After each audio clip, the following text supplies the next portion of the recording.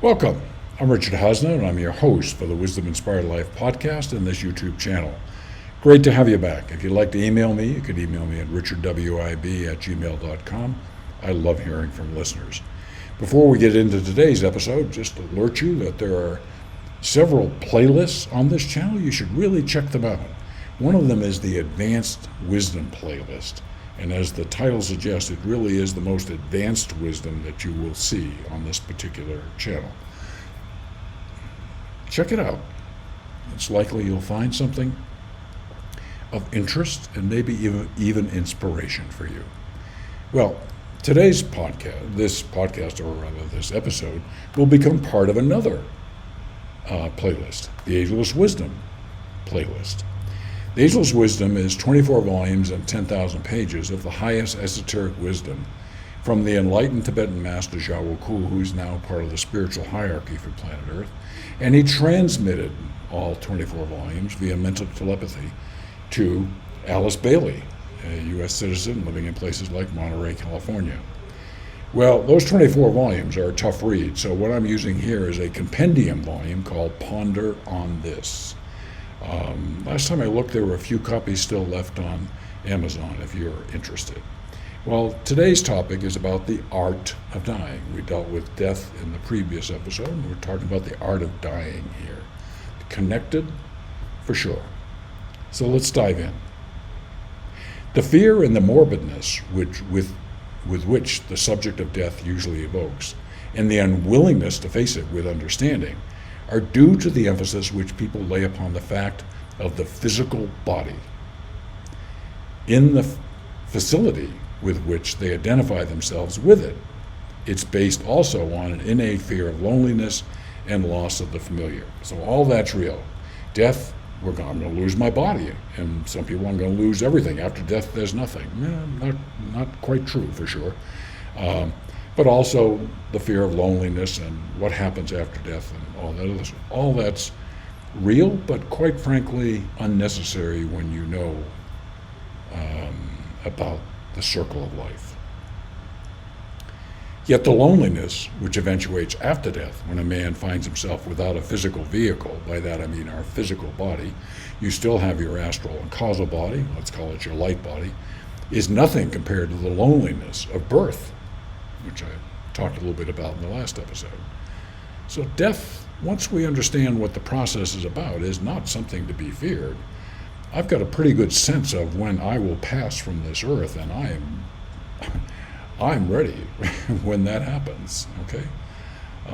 It's part of the circle of life, and I will leave behind a rather old body that at the moment is still pretty good functioning, but nonetheless, it might be time for a new and improved one, okay? Now let's talk about birth. At birth, the soul finds itself in new surroundings and immersed in a body which at first totally incompetent to take care of itself, a little baby, or to establish intelligent contact with surrounding conditions for a long period of time. Can't talk, can't communicate. Why can't these humans understand what I'm feeling, okay? The man or woman comes into incarnation with no recollection as to the identity or significance to him or her of the group of souls in bodies with which he or she finds himself in relationship. Who are these people? This loneliness only disappears gradually as he makes his own personality context, discovers those who are congenial to him, and eventually gathers around him those whom he calls his friends.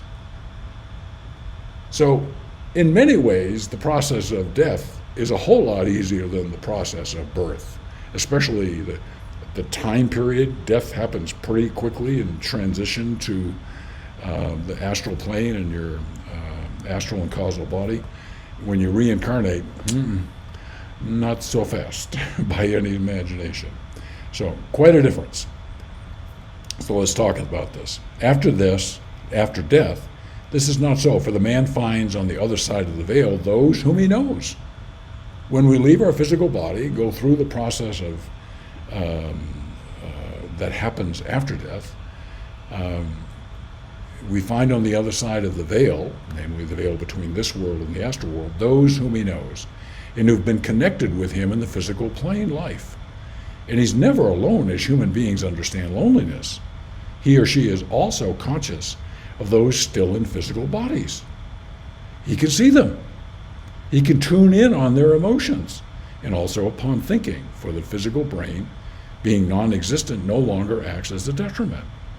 If people but knew more, birth would be the experience with which they would dread and not death.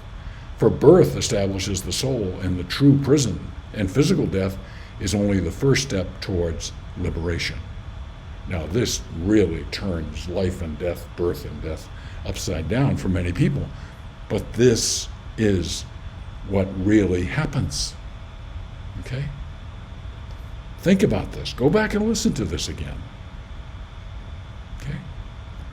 Well, as always, if you want to know more, you can go to mywisdominspiredlife.com. You can listen to the podcast. As you probably know, I'm on a journey, I'm on a mission to try and help people around the world live more of a wisdom-inspired life. Thank you for being part of that journey today, and I look forward to continuing this journey with you.